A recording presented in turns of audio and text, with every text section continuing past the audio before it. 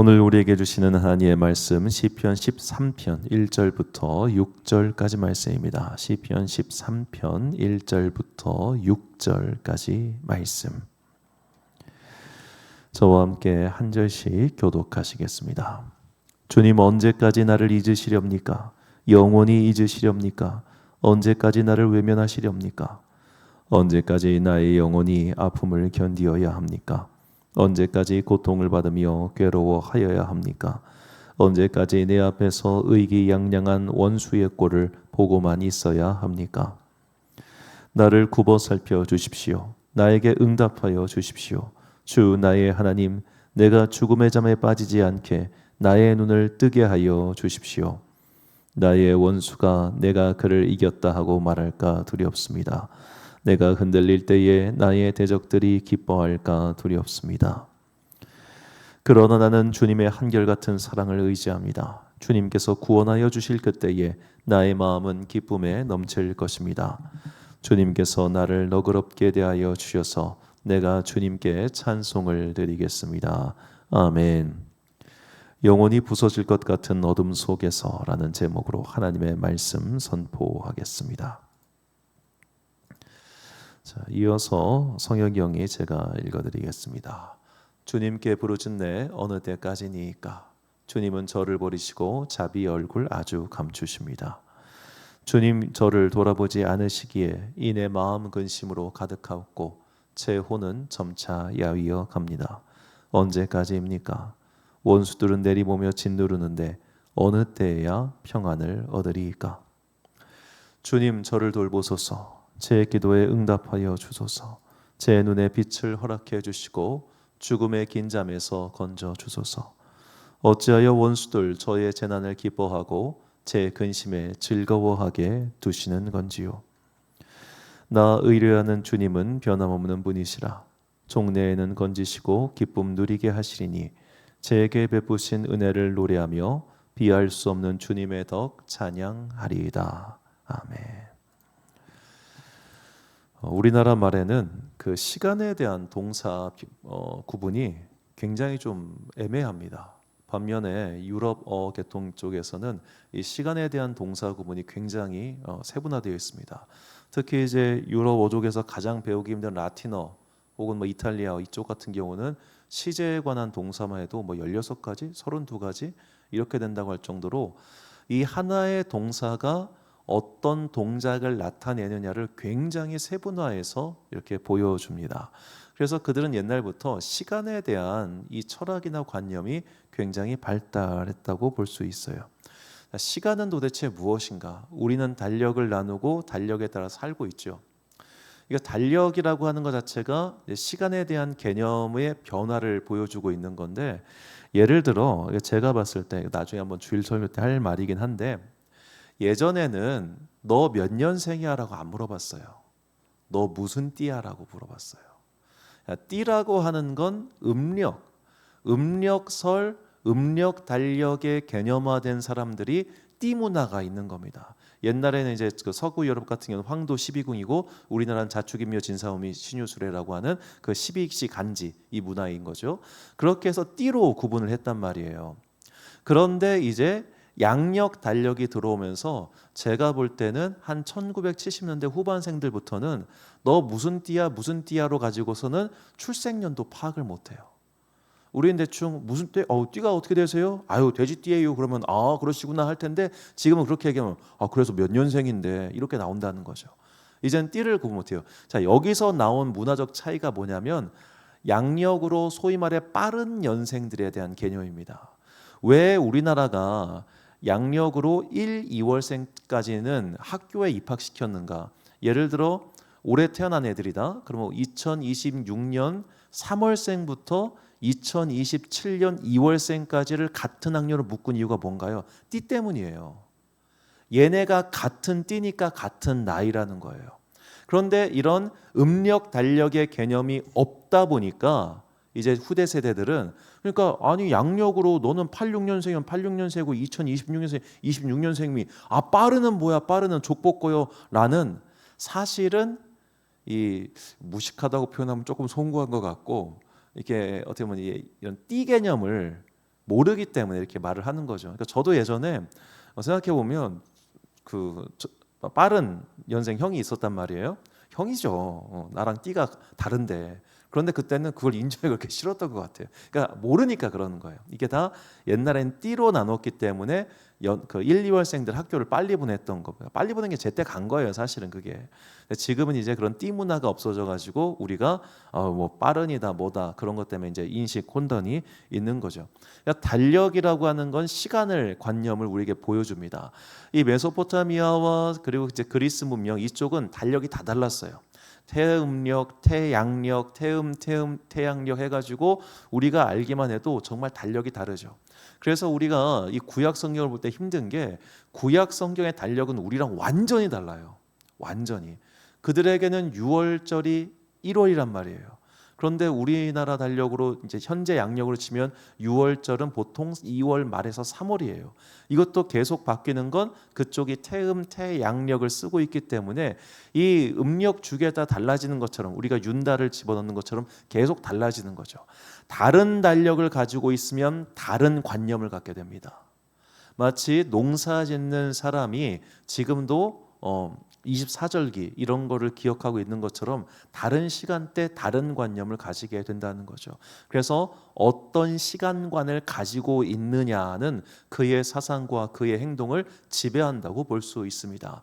대표적으로 우리와 전혀 다른 시간관을 가지고 있는 사람들이 바로 인도 사람들입니다. 인도는 힌두교가 강하죠. 뭐 자이나교라고 해도 자이나교, 불교도 결국 다 힌두교의 전 분파라고 생각해요. 왜냐하면 세계관을 공유하기 때문입니다. 그 세계관이 뭐냐? 윤회 세계관이에요. 그들의 시간은 직선으로 가는 게 아니에요. 도는 겁니다. 그냥 그 무한한 시간이 계속해서 반복되고 있는 거죠. 그럼 이 무한히 연쇄되는 시간 속에서 탈출하는 게 해탈인 겁니다. 불교가 말하는 거나 힌두교가 말하는 그 각성이라고 하는 것도 다 똑같은 사실 개념이에요. 방법만 다를 뿐이지. 자, 그런 식으로 이제 무한히 세계에 순환하는 시간관 속에 있다 보니까 이 인도 사람들의 윤리관이 굉장히 독특해요. 그들의 윤리관은 진짜 극단적입니다. 소위 말해 브라만이라든가 크샤트리아라고 하는 소위 말해 조금 높은 계층의 사람들은 굉장히 도덕적으로 삽니다. 왜냐하면 그렇게 살아야 더 이상 이 윤회의 고리를 끊고 내가 여기서 탈출할 수 있으니까.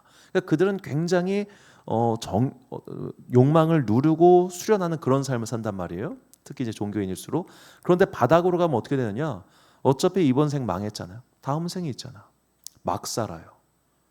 그러니까 세계에서 에이즈가 제일 많은 나라 인도, 세계에서 비형 간염 제일 많은 나라 인도, 세계에서 좀 송구한 표현이긴 하면 성폭행 제일 많은 나라, 여자 혼자서 절대로 여행 가면 안 되는 나라. 거기는 윤리관 자체랑 우리가 완전히 다릅니다. 어떻게 인간이 그렇게 살 수 있어? 어때 뭐 다음 생애가 있는데. 진짜 이렇게 믿고 그렇게 살아버려요. 그게 얼마나 인간을 막가파로 갈 수 있게 하는지 제가 이제 인도 견수에 갔었으니까 신문에 나오는 거 보면은 이제 지역 신문에 나오는 거 보면 와 이런 사건이 있어 싶을 정도. 그러니까 이 시간 설교 때 말하지 못할 정도로 엽기적인 사건들이 거기는 흔하게 일어납니다. 절대로 여성 혼자서는 여성들은 그냥 가지 마세요. 안 가는 게 좋은 나라가 진짜 거기에 별의별 일 다 있어. 자, 그렇기 때문에 이렇게 다른 시간관을 살다 보면, 다른 시간대에 살다 보면 결국 다른 인생을 산다는 거예요. 그런 면에서 오늘 우리는 과연 크리스찬 기독교의 시간관은 무엇인가에 대해서 다시 한번 생각을 해봐야 됩니다.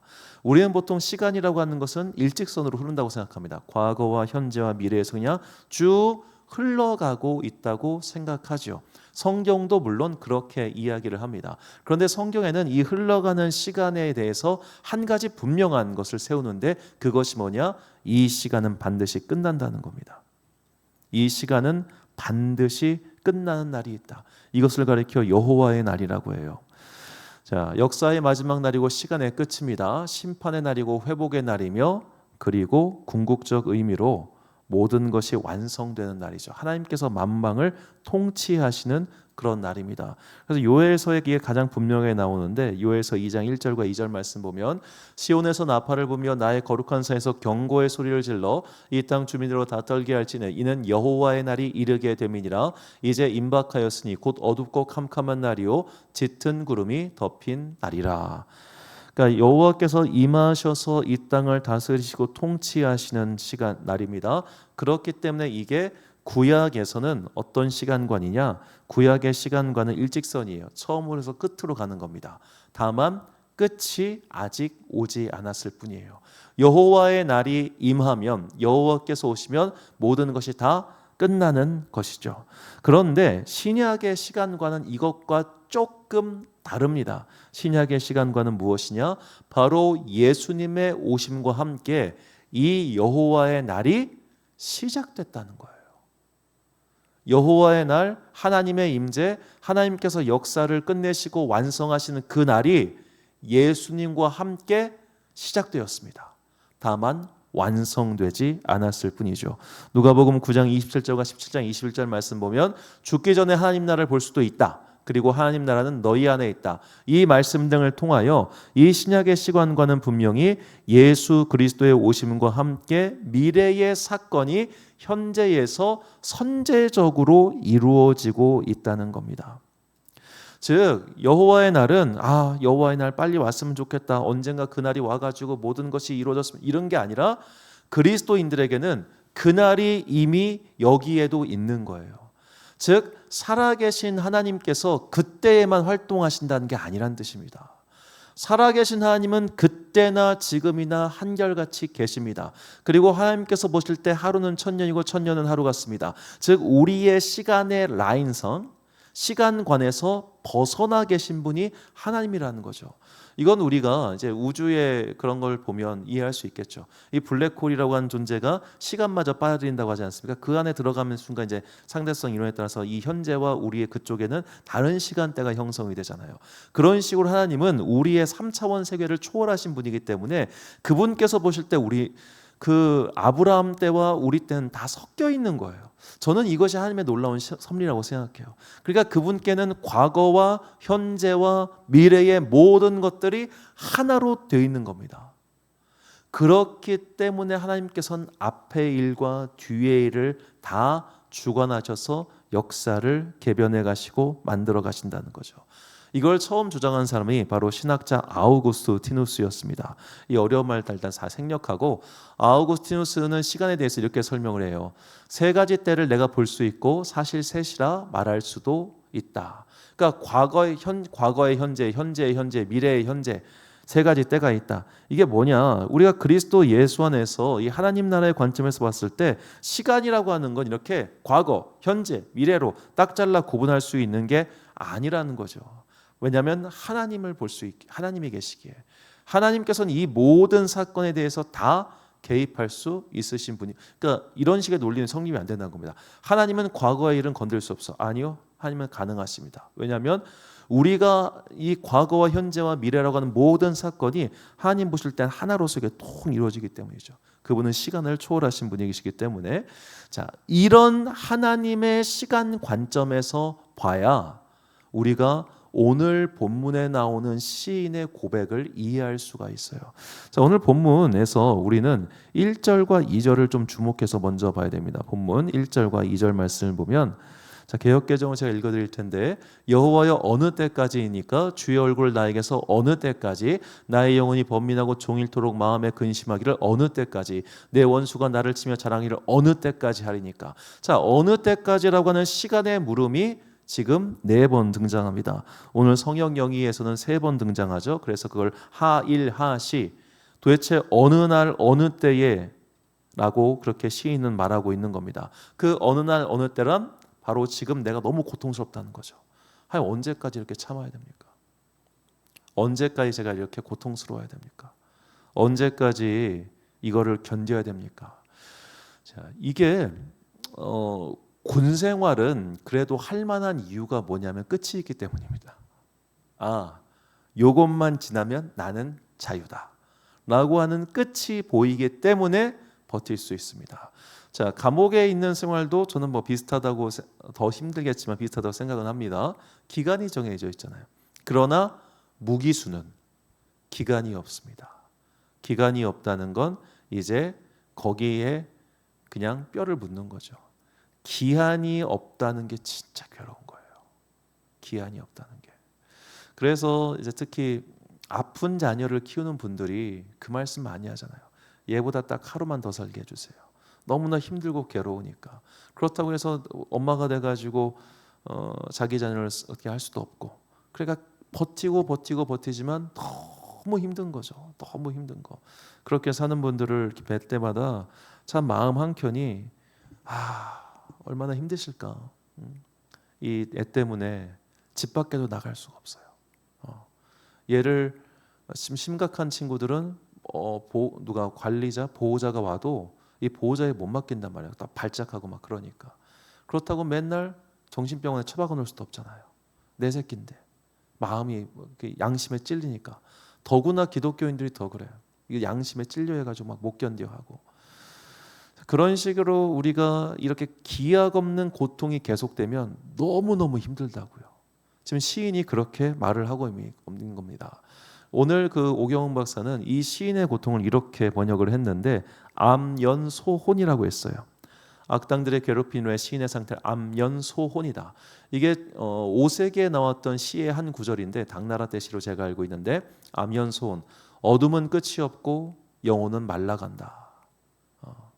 어둠은 끝이 없고 영혼은 말라간다. 이렇게 괴로운 상태에 있더라는 거죠. 하나님, 이거 언제까지 이렇게 괴로워야 됩니까? 언제까지 이렇게 목말라야 됩니까? 기약 없는 괴로움에 앓아봤던 분들은 이 시인의 외침이 좀 다가올 겁니다. 언제까지? 자, 그런데 본문 5절과 6절에서 갑자기 반전이 등장합니다. 본문 5절과 6절을 보면, 그러나 나는 주님의 한결같은 사랑을 의지합니다. 주님께서 구원하여 주실 그때에 나의 마음은 기쁨이 넘칠 것입니다. 주님께서 나를 너그럽게 대하여 주셔서 내가 주님께 찬송을 드리겠습니다.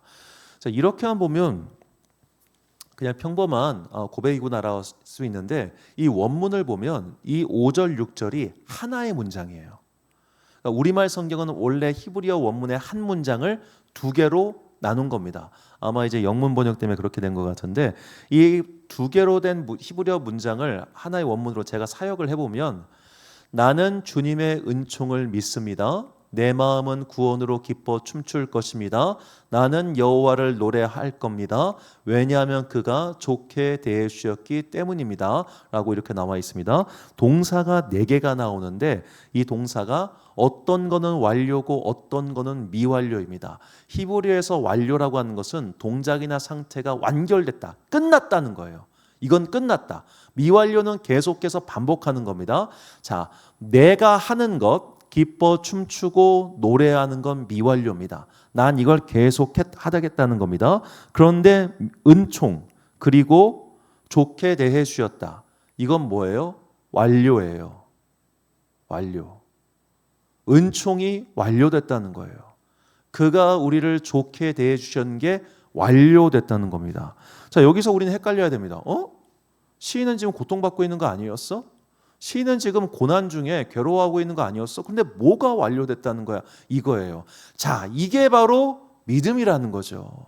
시인은 지금 하나님의 시간선 안에 들어와 있는 거예요. 그렇기 때문에 현재의 고난을 이 미래에서 반드시 이루실 여호와의 날에 대한 믿음, 그것을 가지고 그 현재의 고난을 이겨낸 겁니다. 그러니까 시편에는 이런 시가 정말 많습니다. 현재는 그대로예요. 안 바뀌어요. 그런데 미래에 올 그 하나님의 일하심, 그 사건을 믿고 현재의 고난을 이겨내는 거죠. 나중에 우리가 살펴보겠지만 제가 참 좋아하는 시편 말씀, 나의 영혼아 어찌하여 낭망하며 어찌하여 불안해하는가. 너는 하나님께 소망을 두라. 그가 나타나 도우심을 말미암아 내가 여전히 찬송하리로다. 내 상황은 아주 형편없는데 마침내 나타나실 그 여호와의 날, 그날은 반드시 와. 아니, 예수 그리스도와 함께 그날은 이미 시작됐어. 그렇기 때문에 나는 오늘 내 눈앞에 일어나고 있는 고난 따위에 굴복하지 않을 거야.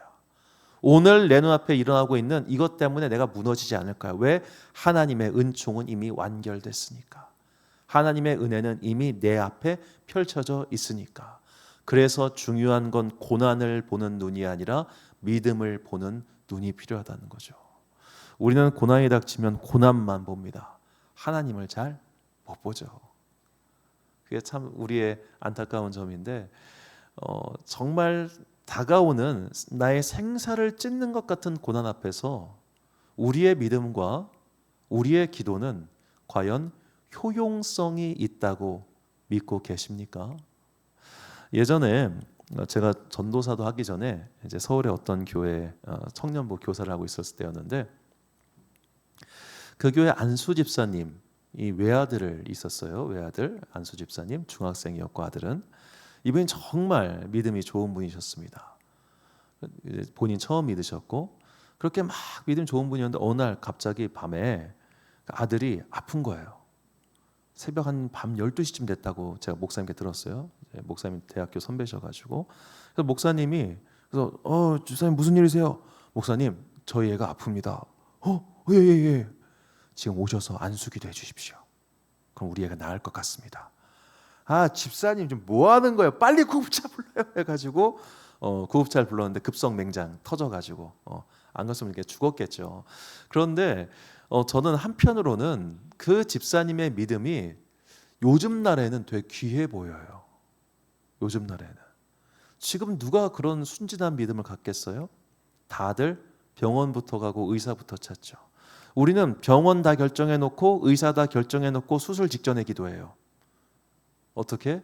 의사의 손을 통해 역사하여 주옵소서. 물론 이게 맞는 기도긴 하지만 우선순위가 기도를 하고 이제 함께하는 게 아니라 그냥 다 해놓고 나머지 기도인 것 같아. 우리의 모든 인생의 결정에 있어서 기도를 먼저 합니까? 결정하고 기도합니까?